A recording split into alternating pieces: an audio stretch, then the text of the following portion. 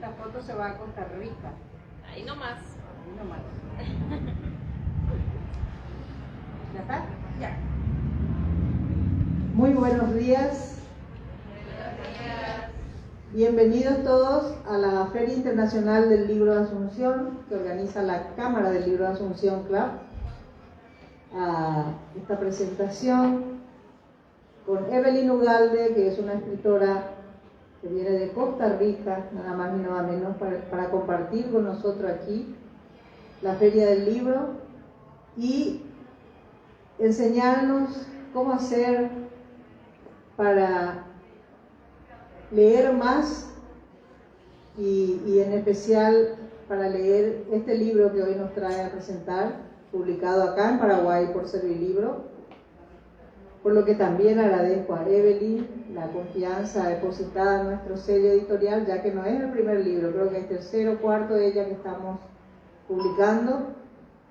Y bueno, les invito a todos que sigan viniendo a la feria. Esta feria se extiende hasta el domingo próximo de 8 a 21 horas, continuado.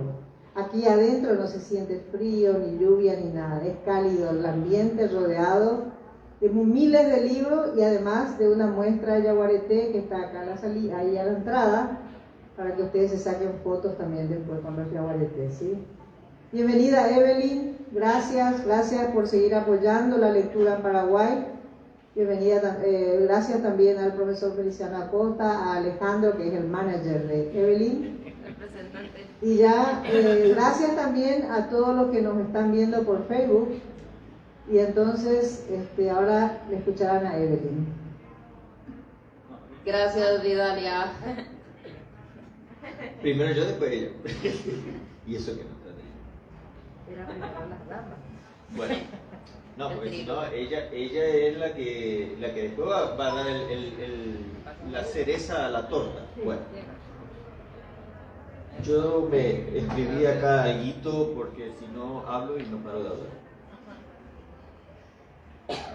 El periodista y escritor italiano Italo Calvino escribe que un clásico es un libro que nunca ha terminado de decir lo que tiene que decir. Y creo que tiene mucha razón, no solo con los clásicos, ya que el apasionado por la lectura, aquel que al llegar al punto final quiere más del agua de esa fuente mágica encerrada en un libro, empujando por su imaginación, casi siempre se pregunta, ¿y qué pasó después? Con seguridad, los aquí presentes en algún momento de sus vidas leyeron o les leyeron las historias de Blancanieves o de Cenicienta. Así que les pregunto, ¿creen ustedes que realmente estas jóvenes vivieron felices y se hartaron de comer perdices durante toda la vida? ¿Y si eran vegetarianas? ¿Las habrán obligado a comer las perdices? O por otro lado, ¿qué habrá hecho Gulliver durante la pandemia con su síndrome de viajero o pata caliente, como dice Evelyn? ¿Qué exigencias sanitarias le habrán pedido los de la aduana de Lilliput para reingresar? Estas y otras interrogantes llevaron a Evelyn Ugalde a plantearse, ¿por qué los personajes de los cuentos clásicos no podrían decirnos un poco más de sus vidas? Con esto en mente, Evelyn se propuso que varios cuentos clásicos crecieran, se transformaran y vieran nuevamente la luz cuando los cuentos crecen, nuevamente la luz en cuando los cuentos crecen. Y fue así como con su vivaz y pícara escritura creó una brecha en el punto final de varios cuentos clásicos, dejándoos ver, a través de esta, hilarantes situaciones de nuestros queridos personajes en la actualidad y en su día a día mucho después de ese y fueron felices. Celulares, computadoras, dentífricos, ascensores, spas, shopping son los lugares y elementos donde Pinocho, Cenicienta, Blancanieves, Gulliver, Rapunzel y otros nos develarán el gran misterio de ¿qué pasó? Humberto Eco dijo una vez, el mundo está lleno de libros preciosos que nadie lee. Y esa frase, lamentablemente, es una dolorosa realidad a la que J.K. Rowling responde diciendo, si no te gusta leer, no has encontrado el libro correcto. Es mi mayor deseo que esta preciosa joyita llamada Cuando los cuentos crecen sea para varios de ustedes ese libro correcto. Muchas gracias. Y ahora sí, Evelyn. Gracias Alejandro, de verdad, y por ser nuestro guía turístico, manager, representante, fotógrafo, y Adrilo que vive dentro de él. No, Adrilo se fue a dormir con su abuela.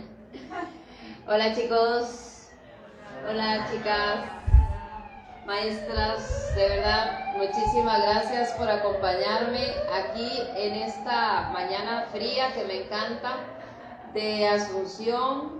Gracias Vidalia por ser mi madrina en Paraguay, editora insigne paraguaya, la faraona, le digo yo a la gente, la faraona de los libros aquí en Paraguay. Estar publicada en Servilibro para mí es de verdad un orgullo enorme, la mejor editorial, que no me oigan por ahí, pero es la mejor editorial que existe. Maestras, de verdad, los libros que tienen, ya ustedes saben, pero Servilibros tiene unas joyas que yo llego a esa librería y salgo de ahí feliz. Pero hoy estamos por aquí con este, que es el famoso de hoy. Cuando los cuentos crecen. Cuando los cuentos crecen es un libro que es mi hijo primerizo, es el primero que escribí, el mayorcito. Tiene más años que ustedes, tiene más o menos unos 16, 17 años de existir. Así que es mayor que ustedes. Lo escribí un día que no tenía nada que llevar en el colectivo. Yo siempre duraba 2 horas para ir a la universidad. Entonces siempre andaba un libro en la mano, como buena lectora y como buena escritora que soy. Y ese día se me olvidó. Y para peor, no tenía novio. Entonces ni siquiera tenía tiempo para pensar en él. Entonces iba diciendo, pero ¿qué hago? ¿Qué hago? ¿Qué pienso? Entonces lo que pensé fue, ¿qué habrá pasado con Pinocho cuando se hizo grande? Esas cosas que uno piensa cuando se le olvida un libro en el colectivo. Entonces me acordé que Pinocho era un niño de verdad. ¿Recuerdan? Ya no era de madera. Entonces dije yo, Pinocho seguramente ya grande como ustedes, le seguía caminando así como medio tieso, medio difícil de caminar, y quería seguir escribiendo y diciendo mentiras, pero las escribía en la internet. Como Gepetto no sabe nada de nuevas tecnologías, se aprovechaba y hacía un Facebook o un chat y ahí empezaba a decir mentiras y mentiras. Bandido Pinocho. Y como mentira es malo, ¿saben lo que les pasaba? Le pasaba, ya no le crecía la nariz, ya no era de madera. Le salían espinillas con cada una de las mentiras que decía. Mentira, espinilla, mentira, barro. Imagínense ustedes. Bueno, Pinocho fue con el primero que empecé a escribir, ese día del colectivo. Todavía es como si fuera ayer. Con los días empecé a pensar, ¿y qué habrá pasado con Cenicienta? Fijo que no fue feliz para siempre. No existen los finales felices. La vida nos da muchas dificultades para que podamos aprender de ellas. Si no hay dificultades, no hay aprendizaje. Y aquí vinimos a aprender y a crecer. Entonces, obviamente, la Cenicienta se hizo una clínica del sueño. Era experta para todo lo que fuera insomnio y esos temas del dormir tan importantes. Pero un día la llaman por teléfono para pedirle prestado al marido. La Bella Durmiente se casó con el Príncipe Azul. Entonces tuvieron una niña que se llamaba Celeste, toda bella. La Bella Durmiente era la experta en insomnio, véanla, y no me dijeron nada ustedes. Ya estaba haciendo revoltijo de cuentos. Siguen creciendo los cuentos. Bueno, hagan ahí el ruego entre las dos princesas. Regresamos. La Blancanieves. Blancanieves no aparece. No hay cuento de Blancanieves de ella, pero sí de la madrastra. La madrastra de Blancanieves se puso silicona, se hizo liposucción, se planchó toda bella, porque ella tenía esa fijación con el tema de la belleza. Hasta que un día llegó un enanito con una manzana, con un brebaje en la mano. Y no les voy a contar los finales, ¿verdad? Les estoy contando para que rapen y lo lean. Aladino se vino para América. dejó el genio allá en Irak, donde él vive en las 1001 noches, porque había guerra. Imagínense de lo viejo que es este libro, que era de otra guerra, y dejó el genio allá. Entonces se vino para América y él quería hacer un negocio que fuera exitosísimo, que la gente fuera feliz, y no les voy a decir, pero tiene ahí algo que ver con diversión y aprendizaje. Yo creo que el genio está en Ucrania ahora. Ahora debería el genio estar en Ucrania, ahí lo ocupan bastante. Después, ¿quién más? ¿O algún cuento que se acuerden ustedes para ver si les puedo decir qué pasó cuando se hicieron grandes? La Caperucita, que es el favorito de Vidalia. Esta Caperucita, véanla, es roja, ¿verdad? Tiene que ser roja, ese es el cuento, así decían los cuentos que ella era, ¿verdad? Caperucita se hizo adicta a la tecnología. Pasaba todo el día así como ustedes, con el celular, todo el día como nosotros, porque yo también soy igual. Y en la internet, y en aplicaciones, y en Facebook. Obviamente su favorita era la del Waze, que le avisaba cuánto llegaba para llegar a la casa de la abuela, ¿verdad? O por dónde habían lobos. Entonces se hizo azul. Empezó a hacerse azul, pálida, porque no salía a jugar a las calles, porque no tomaba sol, que es tan necesario. Así que la Caperucita empezó a sentirse pálida, alejada de lo sano. Cada uno de los cuentos son historias que también espero que dejen un mensaje y un aprendizaje, ¿verdad? No lo pensé así como una moraleja, pero sí lo pensé con dejar un mensaje y una reflexión. Porque así son los cuentos desde que los escribieron. Recuerden ustedes que Caperucita lo que pretendía era de verdad que se tuviera un miedo a caminar solo por las noches o por lugares oscuros. O además, la mamá le había dicho que se fuera por un lado y ella se fue por otro. O sea, la obediencia. Desde un primer momento, estos cuentos que escritos por Perrault, por Grimm, por todos estos grandes, estaban pensados para que la gente aprendiera de ellos. Hansel y Gretel, ¿se acuerdan de Hansel y Gretel? Comieron muchos dulces o confites en la casa de los confites. ¿Qué pasa cuando uno come tantos dulces? Además de eso, también caries, pero las caries no se quitaban fácilmente, tenían que ir donde el dentista y el dentista no lo lograba. No eran caries normales porque eran confites mágicos. Entonces tuvo que regresar a la casa de la bruja a conseguir la pasta de dientes mágica. ¿Qué más me falta? Bueno, no digas más porque si no, no van a leer el libro. Todo les dije el inicio. Haciendo spoiler. El Gulliver, el que mencionaba Alejandro. Yo debería hacer, y voy a ver si lo pienso, Vidalia, para traerlo aquí a Paraguay.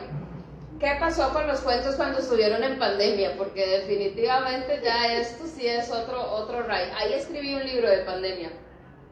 Y está la Caperucita, deberíamos leerlos también. De cómo Gulliver convenció a su mujer para que lo dejara regresar al mar.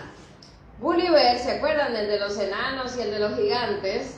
Era necio, que él quería viajar, que quería ir a algún lado. Pero no podía, pues la esposa era muy celosa. Y entonces, y además de que siempre que llegaba empezaba a tener sueños extraños con enanos y con gigantes o con caballos parlanchines. Entonces encontró al mayor de todos los terrores que puede existir: los Teletubbies. Eso sí da miedo, ¿verdad? Ustedes sí lo conocen porque es un poquito de su generación. Todavía. Entonces, chicos, eso es lo que pasó. Yo me puse a pensar que los cuentos, al igual que ustedes, crecieron. Y ellos también se hacen grandes. Entonces, a mí no me gustaba la idea de terminar el cuento y que ahí se quedara. Yo quería saber qué pasó después. Yo no me sentía cómoda con solamente escuchar y saber que había terminado y que fueron felices para siempre. En la vida eso no existe. Entonces me hice mis propias interpretaciones de los cuentos. Hay algunos, para las maestras que sepan, esto nació de una estrategia de animación de la lectura. Yo trabajo en eso hace 20 años. Y una de esas estrategias era eso, inventar qué pasó con los cuentos cuando crecieron. Y de ahí pasó todo lo que ya les conté. Pero hay algunas veces que voy a colegios y escuelas y me dicen, pero ¿qué pasó con Alicia en el País de las Maravillas? ¿Qué pasó con Peter Pan, por ejemplo? Y me decían, ¿y por qué no está en el libro? Porque no está. Entonces yo les dije, es que a ustedes les toca escribir esas historias de qué pasó con. Entonces ahora si llegan allá a las escuelas, después de esta visita tan importante, pueden hacer ustedes sus propias versiones de los cuentos cuando se hicieron grandes. El libro también ayuda a mover la imaginación y que ustedes aprovechen también de imaginar qué pasó con los cuentos, ya sea en su propia versión de Caperucita, en qué trabajó la Caperucita cuando se hizo grande. Algunas me dicen que se hizo bombera, por la ropa seguro, que aquí debe ser roja también, ¿no? Sí. Amarilla. Amarilla, o sea, Los bomberos son amarillos. Ah, Caperucita amarilla. Bueno, entonces, ¿qué pasó? Se hizo veterinaria, experta en lobos. Y cada uno de ustedes que usen la imaginación, porque para eso son los libros. Los libros son para imaginarnos, no están escritos en piedra. Además, cada uno de nosotros interpreta algo distinto.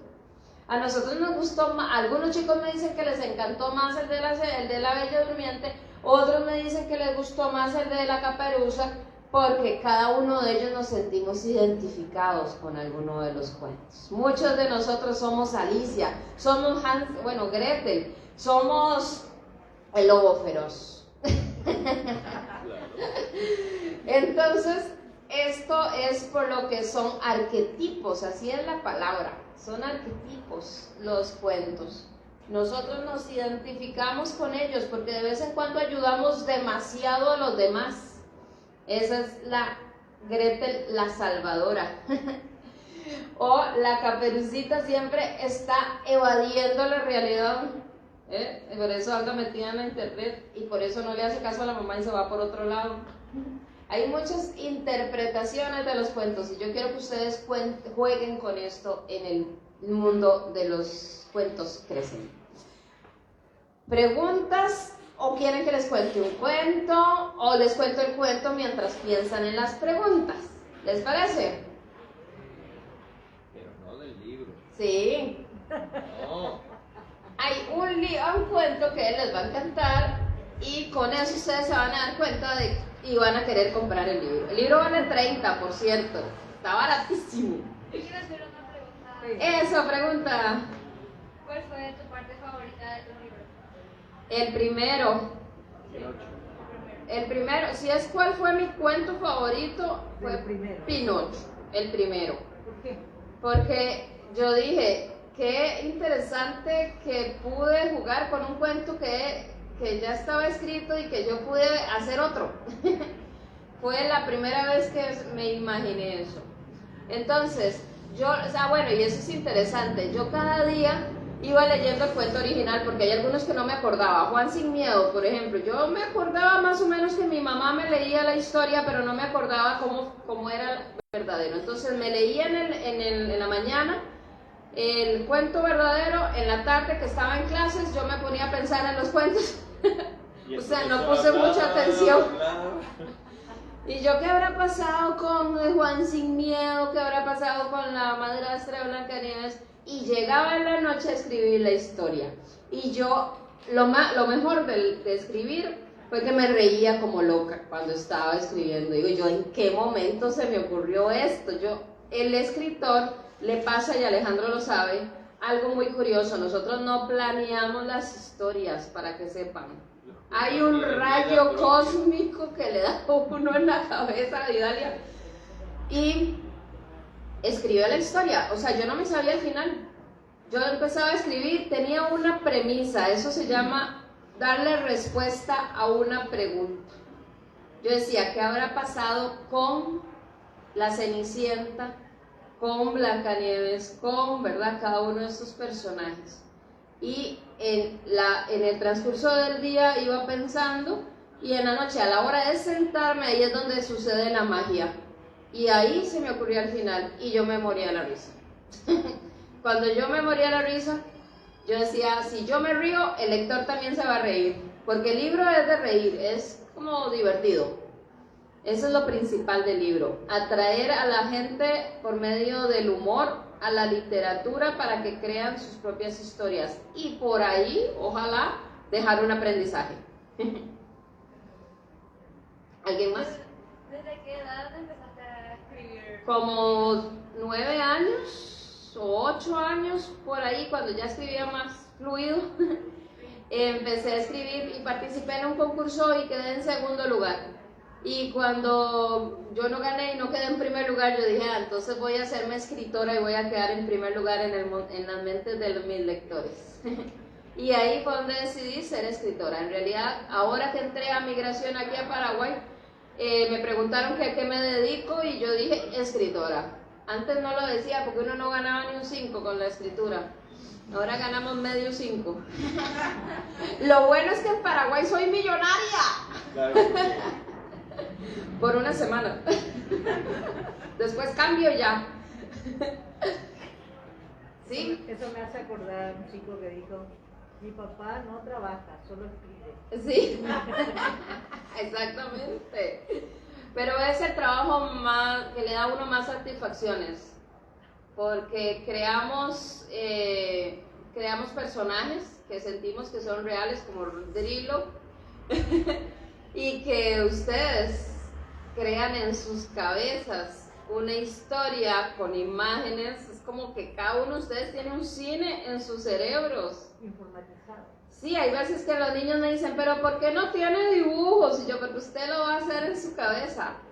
Y uno es el que hace esa película, es telepatía escrita. Solamente que los dibujos a veces te refuerzan un poco. Un poco cuando aparecen dibujos, exactamente. Bueno, les cuento un poquito de esto, voy a adelantarme, porque ahora almorzamos con Vidalia, pero yo voy a convencerla para que publique El Hermanito. Es Los cuentos están locos. Porque a mí como este es el patacaliente, como dijo Alejandro. Él ha sido publicado, el libro ha sido publicado en Perú, en Colombia, en República Dominicana, en Cuba, en España y no, Chile es y en Paraguay, ahora, en Uruguay también. Entonces es un libro que anda por varios países. A la gente le gusta porque son cuentos que todos conocemos, porque la historia está divertida. La idea, gracias a Dios que me cayó, ¿verdad? Porque la idea está muy buena. Y este libro me decían la gente, ay, pero escribí más, yo quiero saber qué pasó con los cuentos aquí y allá, pero yo no, ya está escrito. Y entonces se me ocurrió escribir que es Cuentos Locos, que es también historias de los cuentos, con los personajes como los ogros, las princesas, las caperuzas, aparece otra vez por aquí, las sirvientas de los cuentos, los celulares en el mundo de los cuentos, que hacen los celulares, los personajes con los celulares en la mano, las princesas en pijamas, un día que hubo feriado, casi como estuvimos todos ahora en cuarentena, empijamados en las casas, los fantasmas enamorados de sábanas, que están colgados ahí las sábanas y el enamorado también de esa sábana. Los sapos que se quejan porque las princesas llegan a darles besos sin ni siquiera preguntarles el nombre. Qué invasivos. Son unos acosadores. Acosadoras. Y los personajes de los cuentos en situaciones divertidas, vampiros vegetarianos que ya no quieren más sangre, que sabe muy fea, entonces toman fresco de sandía. Fresco le decimos allá al refresco, al jugo. Y historias divertidas del mundo de los cuentos, así que es hermanito de cuando los cuentos crecen, ¿verdad, Vidalia? Así que Vidalia yo creo que ya hizo cara de que sí lo va a publicar, ¿verdad? ¡Fuerza, fuerza! Ustedes son los que mandan, los lectores mandan, las editoras nada más publican. Exacto, y Evelyn otra vez viene para Paraguay. Y escribo cuentos de miedo. ¿A ustedes les gustan los cuentos de miedo? De terror. Fíjate un poco. De terror, ¿aquí no le dicen miedo? No, de terror. Evelyn. De terror. Sí, pero entendieron todito. Escribo también cuentos de miedo y todo. Así hicieron. Porque los chicos, siempre que vamos a las escuelas y preguntamos y les contamos cuentos, les gusta reírse, sí, pero les gusta asustarse. ¿Y saben por qué? Porque yo descubrí, investigando, pues yo decía que es la cosa con el terror. Está ubicado en el cerebro, en alguna parte. El terror está a la par del placer. Entonces, si tocamos esa parte del cerebro, ahí con el miedo se genera placer. Por eso a ustedes les gustan las películas y las historias de miedo. Y también recordamos esas épocas en las que nos contaban historias alrededor de una vela. Candela, se llama aquí. No, vela. Ah, vela. El fogón. El fogón, las fogatas, cuando, ¿verdad? También, entonces, Campamento. esos campamentos que hacíamos las abuelitas cuando nos contaban cuentos, siempre eran cuentos para asustarnos. Yo no sé qué era la cosa para asustarlo a uno, chiquiticas, algunas. Y a uno le encantaba eso, entonces eso es lo que uno busca cuando va a las escuelas. Empezar con un libro así hace que ya sea que nos haga reír, como Cuentos Crecen, hace que nos guste la lectura. Y por ahí ellos arrancan solitos a leer lo que ustedes, maestras, les dan. Igual con tema miedo. Eso es muy importante, que hayan cosas que a ellos les guste para que sigan después leyendo todo el montón de cosas maravillosas que se publica ahí en Servilibro. ¿Otras preguntas o quieren que les cuente un cuento? Uno de aquel. El de miedo. Sí. Para que tengan bien miedo. Para que se lo compren. Claro, claro. Para que tengan bien miedo. Ya te preguntaron. ¿Allá sí? ¿Novelas románticas que o no? ¿Sí? ¿Cómo sabe? Acá Tengo cara. De miedo y de terror En y el- de amor. En el stand hay algunos, ¿no es cierto? En el stand traje uno que se llama El amor es puro cuento. ¿Han visto ustedes? Y con Vidalia tengo un libro que se llama El Cuentasueños. Cuando los cuentos crecen, cuando los cuentos están locos. O sea, la palabra cuento está en casi todos mis libros. El amor es puro cuento, es 15 años de una novela romántica, así se llama. El amor es puro cuento porque no es algo que es pura felicidad. A veces es terror, a veces es risa, a veces. Son todas las situaciones que yo tuve con mis exnovios y cada uno de esos exnovios, cuando yo iba terminando con ellos, me iba a escribir sobre la historia. Eran material bibliográfico. Dicen que uno nunca se tiene que cruzar mal en el camino de un escritor porque Sí. seguro termina en un libro. Así los exorcizaba, o sea, de cada uno de ellos uno aprende. Y chicas, ustedes que se van a enamorar muchas veces, y chicos también, cada uno de ellos son un maestro. Hasta el que le rompió el corazón a uno le está enseñando algo de ustedes mismas, de ustedes hombres también. ¿Cómo curar el corazón roto? Primero que todo, bueno, ahí está lleno de consejos, porque obviamente yo tenía un novio, terminé con él después de 7 años, ese sí me dio material para el libro, y quedé soltera a los 30, que ya para ustedes eso es...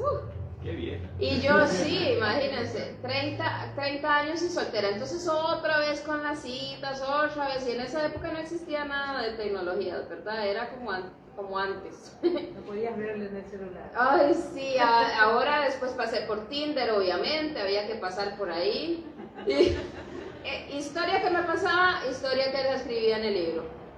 Y entonces 15 años duré haciendo ese libro, porque tuve muchos novios. Y algunos no llegaron ni siquiera a tener un capítulo, ¿verdad? Y después de eso, llegó la pandemia. Entonces ya, yo dije ya. No, primero no tenía novios en ese momento porque no, igual darle un beso a alguien que uno no conoce en pandemia. Y ahí terminé el libro. Porque fui al Camino de Santiago de Compostela y conocí al protagonista. y no nos casamos ni nada, fue otro material para el libro, fue protagonista por lo menos. Fueron felices, pero vivieron cada uno por su lado. Exacto, y es que la historia de amor está unida, esta historia de los exnovios está unida también a dos personas que se conocen, hombre y mujer, que se conocen en viajes. El destino, que es personaje de la historia, quiere unirlos, pero por cosas de la vida no se conocen. Entonces van a Cuba y no se conocen, van a Perú y no se conocen, pero están súper cerca de conocerse. Ella está escribiendo la novela de los exnovios, hasta que llegan al Camino de Santiago y ya no cuento más. Y la pandemia, y todo, aparece todo, esa historia de amor. Así que sí, la gente me relaciona como escritora de literatura infantil porque la mayoría de mis libros son de ahí. Maestras, para que sepan, tengo uno de estrategias de animación a la lectura también con Servilibro, y lo pueden conseguir ahí, fue hace como 4 años que lo sacamos, ¿verdad? Y es éxito por todo lado que yo voy, siempre les interesa, pues son 200 estrategias de animación lectora. También ahora, que espero que Vidalia se enamore de también, son estrategias de animación pero para la escritura, para que ustedes que tal vez tengan esos ojitos, hay algunas que se les ven más brillantes que otros, ya yo vi, esas son escritoras. Esas, ya además les di consejos, o sea, terminan con el novio y escriben un libro, ya se les olvida. Y con el novio. Y con las novias, chicos. Así uno va eliminando estrés y aprendizaje. Las profes van a escribir, además ustedes tienen historias de terror con los estudiantes. Y entonces, historias de amor hay que escribirlas para que aprendan, porque de cada historia se aprende en esta vida. Cada situación fea, bonita, es para aprender, para eso vinimos aquí, para crecer. Y entonces también lo escribí, y hay de terror y muchos infantiles, porque yo tengo como una niña interna ahí que no quiere... No quiere crecer. No quiere crecer. Los cuentos crecen, pero yo no. Listo, cuento. Un cuento de miedo. Pero vea que vacilón, está aquí y está en el de miedo también, porque no da mucho miedo. Ya sé. Ya se los doy desde antes, se los Ya cuento sé. desde antes, para que no me reclame. Contemos historias de miedo. Noche de espantos, luna llena, frío de 6 grados en la Asunción. Todos con tapabocas y bufandas. Y allá por donde aquella señora, allá en el fondo, un perro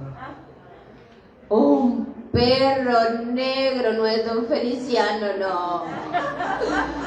Había un perro chiquitito, pero la noche era oscura y solo se veía al final de la calle un perro. Era un perro salchicha que andaba con cadenas y se resbalaba y se caía. Ay, no, eso no es un cuento de miedo. ¿A quién se le ocurre un perro salchicha? Aquí se dicen así también a los perros, ¿verdad? Chiquitillos, flaquillos y jalados y negros.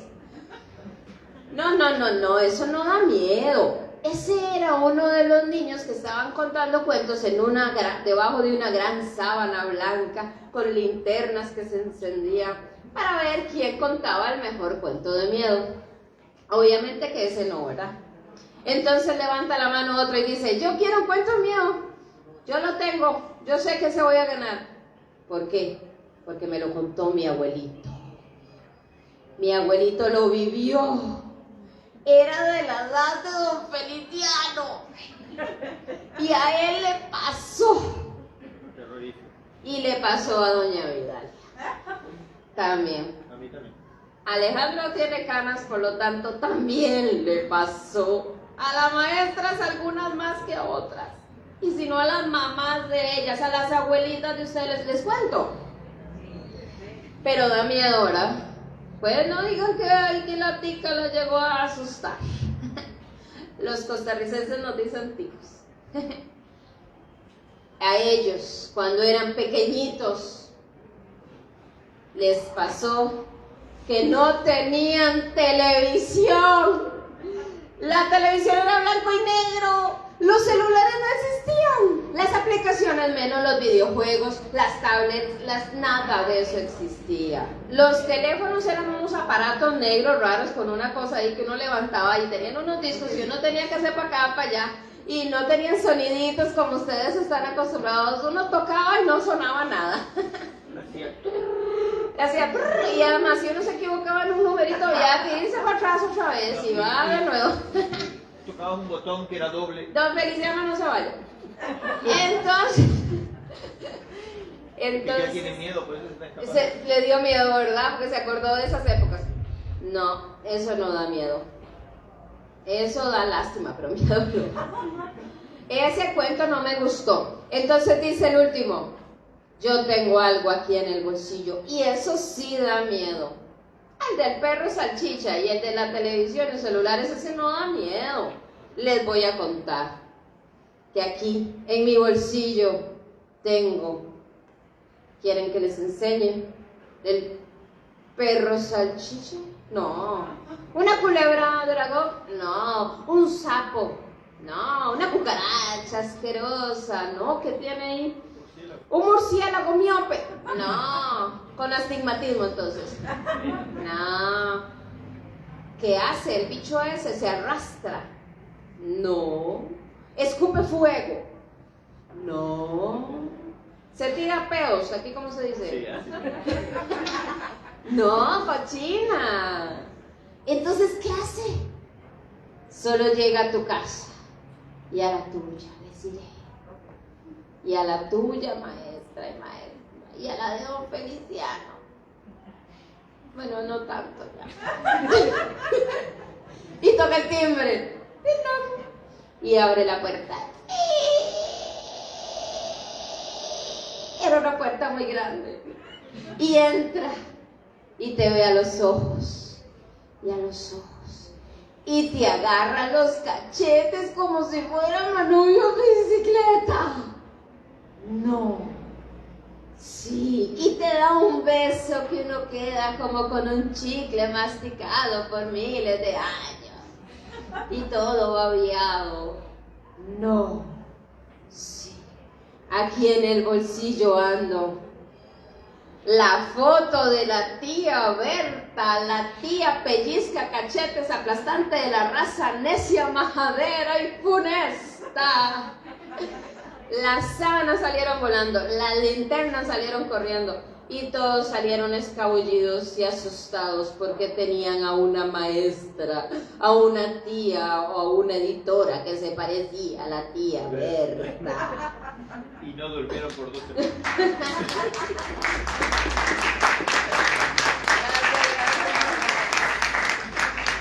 Eso está aquí. Y aquí también. Y como les dije, no da miedo ahora. Da risa. Pero la idea es que el humor y el terror están unidos. Gracias. Don Feliciano, preguntas. Chicos, preguntas. Bueno, va a estar en Servilibro, ¿verdad? Toda la feria. Yo estoy hasta el jueves. Voy a tratar de dejar algunos con el garabato, autógrafo, una firma, por si lo quieren comprar, y de una vez la escritora lo tiene ya firmadito. 30, vale. Maestras, disfruten el libro y ojalá lo pidan de lectura porque atrae al fomento lector, de verdad. Recomiéndenlo con las otras maestras que no pudieron hoy saladas estar por aquí. Pero ahora el aviso parroquial. ¿Sí? ¿Te olvidaste de algo? ¿Qué va a haber eso? El jueves hay taller también organizado por Servilibro, de pequeños, grandes escritores, 100 estrategias para que a los chicos les guste escribir, que le vaya bien en las redacciones, no solamente como escritores, sino que mejoren la escritura, que hace mucha falta. Que también vamos a hablar sobre estrategias de animación lectora por el otro libro que tenemos con Servilibros, que son 200 estrategias, una estrategia de animación a la lectura para cada día, se llama. Entonces es de fomento al lector y de escritura creativa. el jueves a las 2 o 3, 3. 3 de la tarde, aquí, no sé dónde, en la feria. Vamos a averiguar dónde. Pero las profes sí.